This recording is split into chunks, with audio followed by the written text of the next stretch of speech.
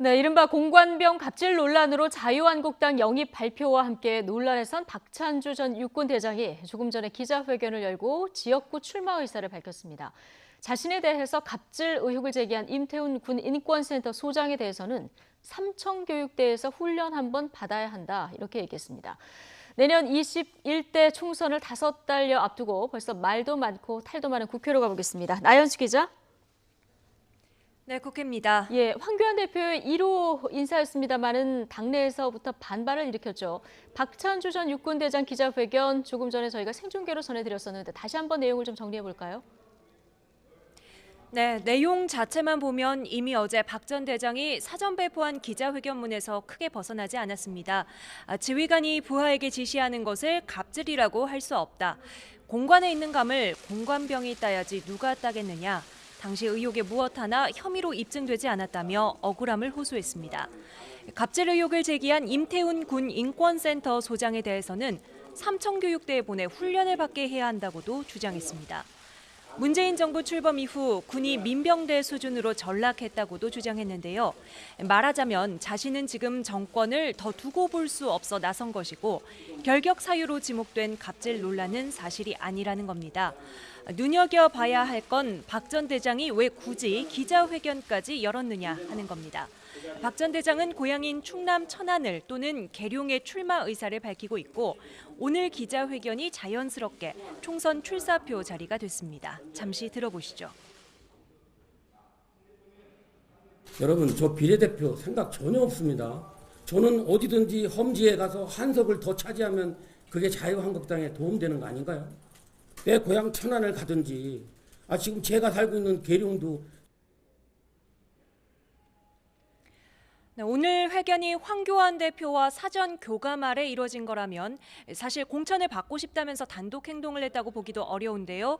그렇다면 당내 의원들의 반발에도 불구하고 황교안 대표는 총선 체제 구축과 인재 영입의 마이웨이 행보를 이어간다는 방침으로도 해석됩니다. 황 대표는 오늘 오전 박 전 대장의 영입이 보류됐느냐는 기자들 질문에 오히려 보류됐느냐고 반문하며 계획대로 영입을 추진하겠다는 뜻을 내비쳤습니다. 자유한국당은 오늘 총선기획단을 출범하고 이번 주 2차 영입 인사를 발표할 계획입니다.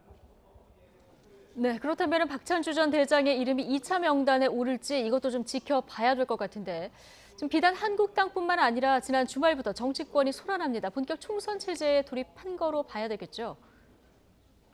네, 그렇습니다. 여당인 더불어민주당도 오늘 총선 기획단을 출범합니다.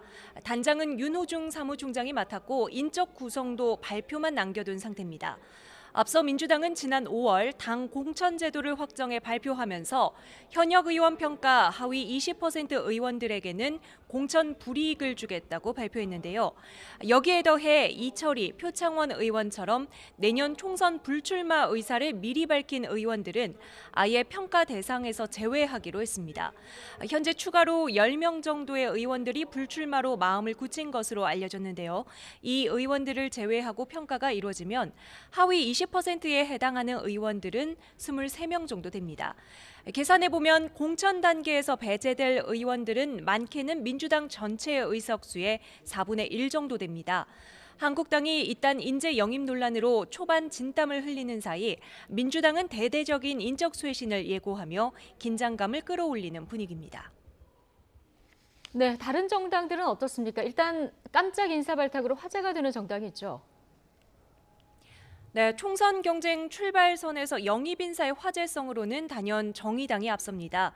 지난 19대 국회에서 새누리당 비례대표를 지낸 이자스민 전 의원에 이어 민주당에서 활동했던 이병록 예비역 해군제독을 영입하면서 존재감을 부각하고 있는데요. 정의당 심상정 대표는 오늘 오전 회의에서 직접 이 전 의원을 만나 입당을 설득했다며 다문화 사회의 비전을 앞장서 실현해 가겠다는 강력한 의지의 표현이라고 말했습니다. 이 밖에 권영국 변호사, 장혜영, 김조광수 감독 등 화제가 된 영입 인사들을 일일이 거론하며 인재 영입에 자신감을 드러냈습니다.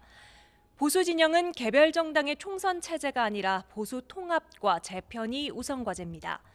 바른미래당 유승민 의원이 다음 달 탈당을 예고한 상태에서 이후 행보가 방향타가 될 것으로 보이는데요.